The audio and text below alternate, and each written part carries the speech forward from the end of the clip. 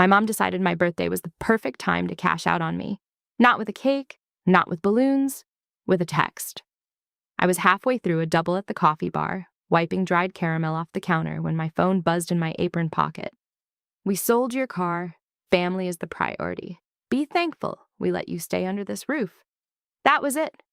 No happy birthday, no heart emoji, just one line that wiped out the only bit of independence I'd scraped together. I'm Zoe. I'm 24. That little hatchback was 2 years of 4 a.m. alarms, midnight closes, and saying yes to every extra shift in our small Oregon town of Maple Harbor. My hands were still sticky from syrups when the second message came in. Your brother starts university next week. You'll cover his first term. $7,000. Due Friday. Like I was a debit card that occasionally needed sleep. My chest burned. I typed one word back. No. My phone immediately lit up with an incoming call. I answered and got hit with a wall of screaming. Pack your things. You're done here. You don't get to say no after everything we've done for you. You're dead to this family. Click. The hiss of the espresso machine, the chatter of customers, the clatter of cups, all of it faded for a few seconds. On my birthday, my car was gone. My savings were already assigned in their heads. And apparently my life came with a condition. Never refuse them. When my shift finally ended, I walked out to the staff lot and saw nothing where my car should have been. Just a greasy, dark rectangle on the asphalt. They'd really done it. I walked home, backpack heavy, replaying every time I'd fixed their modem, set up their online banking, quietly paid just this one bill so a red shutoff notice wouldn't be taped to our front door. If I was that easy to cut out, then so were all the little unpaid jobs I'd been performing. I walked into that house knowing, even if I hadn't said it out loud yet, that it was the last time I'd walk in as their default tech support and financial backup. I walked out with 2 bags and one decision. I was taking more than my clothes. There was a piece of code humming quietly in that house they'd never bothered to understand. And what that code did at 8 o'clock the next morning, while my mom sobbed, my brother yelled, and my dad went oddly quiet, is where the real story starts. When I pushed open the front door that night, I already knew the answer, but I asked anyway. Did you really sell my car? My mom was at the kitchen counter on her phone, scrolling like any other evening. She didn't even look up. We did what needed doing, she said. Family is the priority. Your brother's future is more important than your little toy. My little toy. 2 years of smelling like burnt coffee and bleach reduced to toy because it didn't fit into her version of sacrifice. You didn't pay for it, I said. My voice shook. I did. All of it. My dad, Tom, walked in from the living room, the sports channel still screaming in the background. You sleep under our roof, he snapped. You eat our food. You don't get to pitch a fit because we made a choice that benefits this family. A laugh escaped me, but it broke halfway through. You made a choice for your favorite, I said. You didn't sell Owen's console. You didn't touch a single thing you bought. You sold the one big thing that was mine. My mom, Marie, finally lifted her eyes from the screen. They were flat and tired. You're the oldest, Zoe, she said. That's what being the oldest means. You give back. Owen has a chance at something better. You can walk or take the bus. People live without cars. She said it like she hadn't spent the last year boasting to her friends that I was so grown up and handled everything online for them. You could have asked me, I said. You didn't have to decide my savings and my car automatically belonged to him. My dad stepped forward, that blue vein in his neck pulsing. We don't ask permission from a child, he growled. We kept you alive for 24 years. But $7 grand and some secondhand car are nothing compared to what we poured into you. You owe us. There it was. Not love, not gratitude. A bill. I looked at the man who'd just declared me dead to them, like it was a curse, and realized he meant it. I wasn't his daughter in that moment. I was an overdue account. If I'm dead to you, I said quietly, then stop spending my life. I turned down the hallway toward my room. As I passed, he shoved his hand out, fingers digging a little too hard into my shoulder. Not enough to knock me down, but enough to jolt me out of fear and straight into anger. That was their mistake. Anger made me sharp. I closed my door and started stripping my life off the walls. Jeans and t-shirts into a duffel. My laptop. Portable hard drive. The small velvet box with my Grandma Rose's ring. The folder with my last pay stub and the printout from the credit union showing the chunk I'd paid down on that toy. Passport. health insurance card, social security card, every document that said I existed outside of the Lopez household. My phone buzzed again. It was my friend Mia replying to the message I'd sent while wiping tables at the cafe. "If I leave tonight, can I stay with you for a bit?" Her answer was instant. Yes, no questions, just come. I looked around my room at the posters, the thrifted lamp, the cheap dresser, the space I'd been told to be grateful for like it was a favor. I wasn't just a second paycheck in this house. I was the one who knew the PINs, the one who had created logins, the one who'd sat on hold with the bank when my parents messed up their security questions, the one who sighed and said, "I'll handle it," whenever a website confused them. If I was such a burden, such a disappointment, officially disowned, then they didn't get to keep using my brain for free. I zipped the second bag, opened my door, and stepped into the hall. My mom was there, arms folded like a stop sign. "You're not really leaving," she said. "You're being dramatic. You'll calm down and apologize." My dad blocked the end of the hallway. "Put the bags back," he ordered. "You're not walking out to punish us because we did what parents do." I looked at both of them, memorizing how they looked at me, like the problem, not the person. "I'm not punishing you," I said. "I'm just finally taking you at your word." I hitched my bag higher and walked straight past. Dad lifted his hand again, but it hung there, useless. So I opened the door and stepped out into the damp coastal night of Maple Harbor. At the end of the block, under a flickering street lamp, I texted Mia, "On my way." Then I opened the notes app on my phone and scrolled to a list I'd made months earlier when frustration had nudged me into clarity. Accounts I manage: electric, gas, water, internet, streaming subs, joint checking/savings portals, family budget spreadsheet. I flipped through it, feeling something steely settle in my chest. They thought they'd only lost a daughter and a car. They had no idea what else they were about to lose. Mia's apartment smelled like microwaved leftovers and lavender air freshener. It smelled like safety. I dropped my bags by the couch and sagged into it. My knees felt weak from something that wasn't just walking. Mia came in from the kitchenette holding 2 chipped mugs of tea, her curly hair half stuck up with a pencil. "Talk," she said, handing me one. I told her the story in a long, ragged line: the shift, the texts, the call, the walk home, the confrontation, the shove, the way my dad's eyes had gone hard when he called me dead to them. She swore quietly, exactly when I needed her to. "That's insane," she said. "You know that's not normal, right? Selling your car and demanding tuition like that? On your birthday?" "I know," I said. "I think I've always known. They just proved it today." The panic that had been driving me all day started to morph into something else. Not a meltdown, a plan. I pulled my laptop from my bag and opened it. "What are you doing?" Mia asked. "Undoing everything I shouldn't have done alone," I said. "First stop, the bank." Months ago, Mom had convinced me to dump my pay into a joint checking for convenience. It had been convenient for her. She could see exactly what I earned and plan around it. I logged in and transferred every cent with my name attached into an individual account I'd opened secretly after one too many emergency withdrawals. My wages, my tips, my tax refund, the money I'd been saving for maintenance on the car that no longer existed. Their direct deposits stayed put. "I'm not touching their money," I muttered more to myself than to Mia. "I'm not them. I just want my work in my own name." Next, utilities. I pulled up the electric company's portal. There was my email, my card set to autopay. I turned it off, deleted the card, and changed the contact email to the generic family address my parents never checked. Gas, water, internet, same process. "They're still going to get paper bills," I said as Mia watched. "They can still call. They'll just have to actually read stuff and pick up a phone themselves." The last thing I opened lived in a folder with the world's most boring name, Budget Tool. It had started as a nights and weekends project from an online coding bootcamp, a little spending tracker app I'd cobbled together and called ClearTrack. Feed it access to your accounts and it would categorize your spending and send you monthly charts.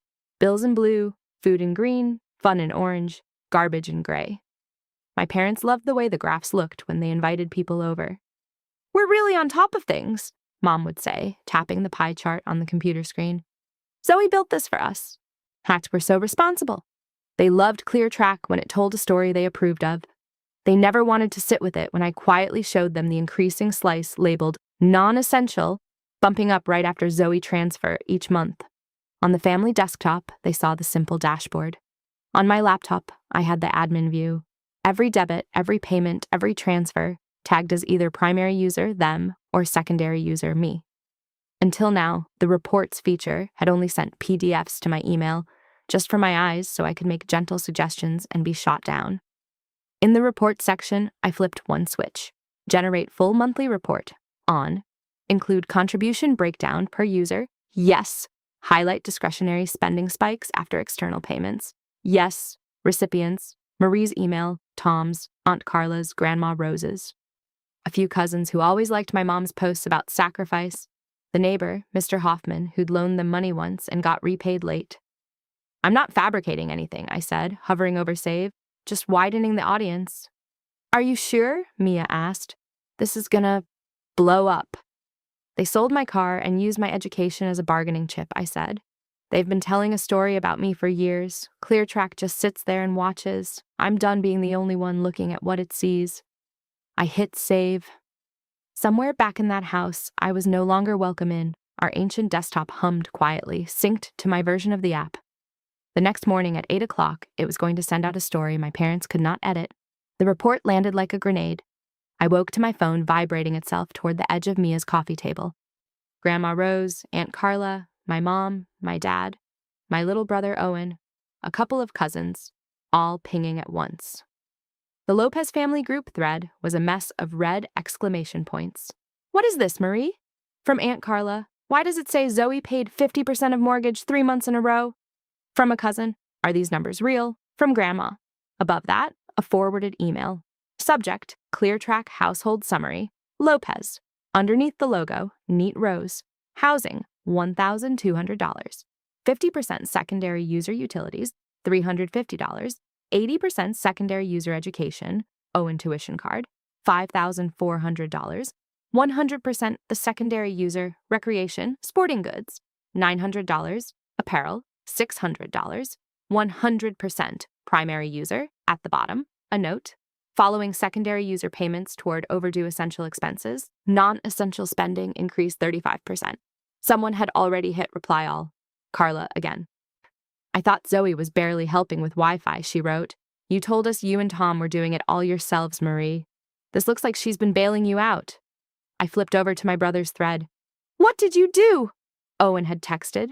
Then a second bubble. Mom is freaking out. Dad says you hacked us. Grandma says numbers aren't hacks. My call log flashed. Aunt Carla, I answered. Are you all right? She asked. No hello. I'm safe, I said. I'm at Mia's. Good, she said, exhaling. Now tell me the truth. Did they really sell your car to pay Owen's tuition after you'd been paying bills for them? Yes, I said.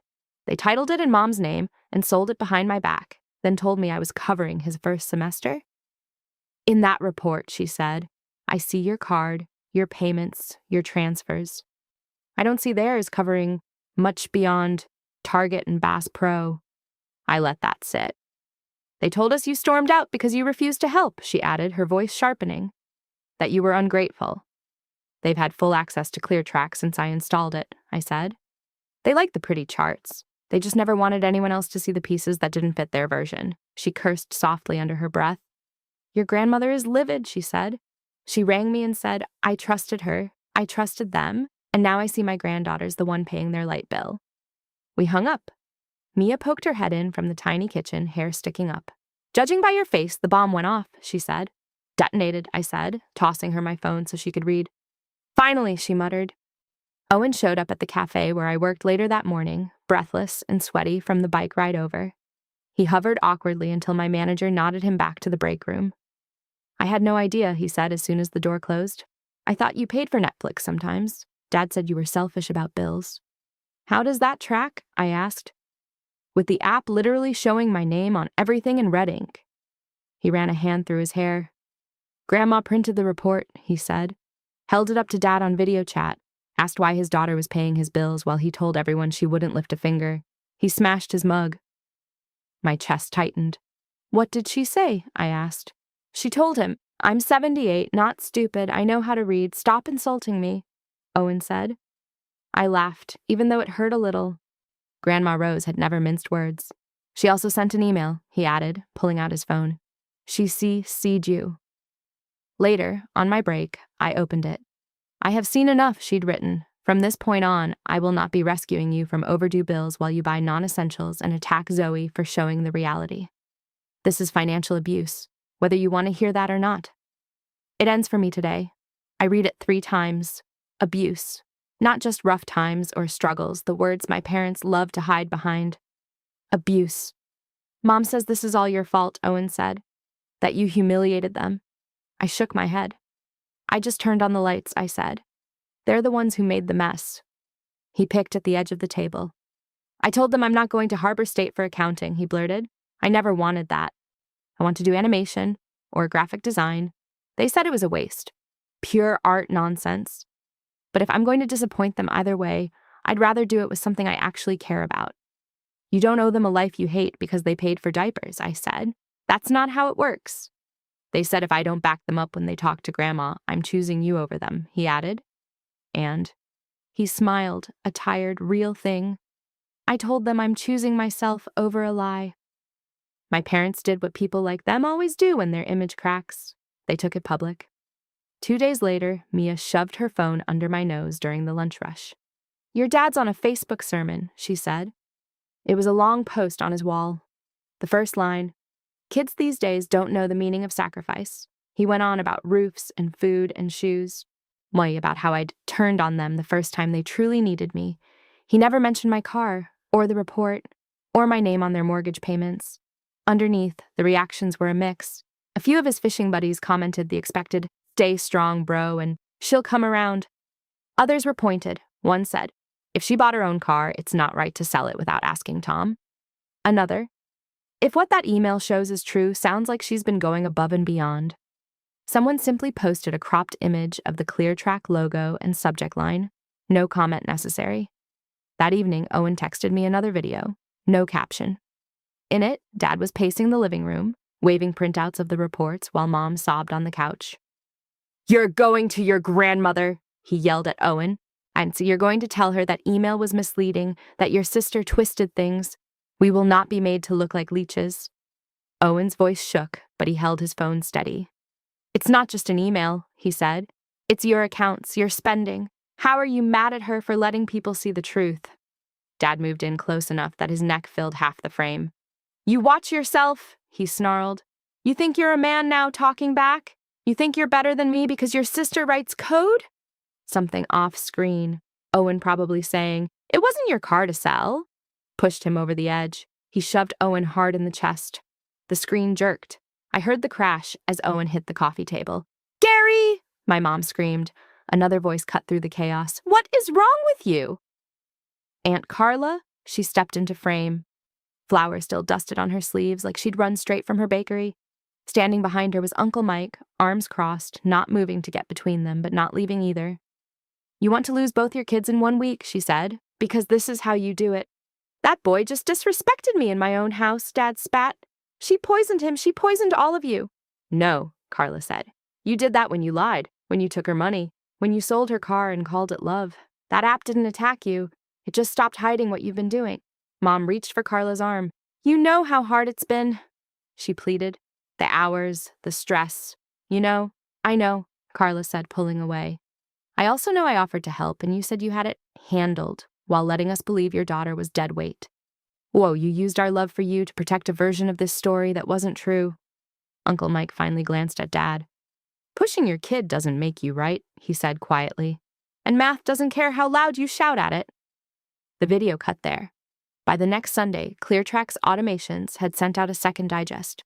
This one included a neat little section called New Developments that summed up late fees, declined transactions, and overdrafts that had piled up since the last report. They had cut back. There were fewer restaurant charges, no new rods in the sporting goods category. But red past due stamps were stacking up. Dad called me that afternoon. I let it go to voicemail. His message was full of anger and plea stitched together, insisting again that I was ruining them, or that I needed to fix the settings on that thing. I didn't respond. I had already fixed the only setting I cared about, my tendency to sacrifice myself silently. Grandma Rose, on the other hand, responded. She sent a group email again, CCing me, my parents, Carla, and a couple others. I will not be funding a lifestyle I did not agree to, she wrote. From here on, any help I give will go directly to tuition or bills with my name on the check, not through your accounts. And Zoe, if you ever need a place while you get set up, my door's open. That's what family is for, not this. At the cafe, my manager promoted me to shift lead after one of the older baristas moved away. It came with a small raise and more control over my schedule. ClearTrack got some attention too. One of Mia's friends posted about this app my friend built that finally shows where your money actually goes. And suddenly I had a few messages from people in town asking if they could use it. I updated the website, changed some copy, set up a separate email address so it wasn't tangled with my personal accounts. A month later, I got an email from a local fintech startup in the next city over. They wanted to talk about bringing me on as a junior developer. Your tool is rough around the edges, their CTO wrote, but you clearly understand real problems. For the first time since I'd started working at 15, my job offers had nothing to do with someone else's emergency. They were about my skills. I didn't go back to my parents' house, not for dinner, not for holidays. If they called and the first words out of their mouth were about shut-off notices or balances, I ended the call. If they wanted to talk like human beings, I listened, carefully. With the door of my own apartment locked, my own utilities in my own name, my own bank icons on my own screen. Family comes first had been their favorite line, right up until it was my future they sold off. Here's what I know now. Family comes first means nothing if family never seems to include you.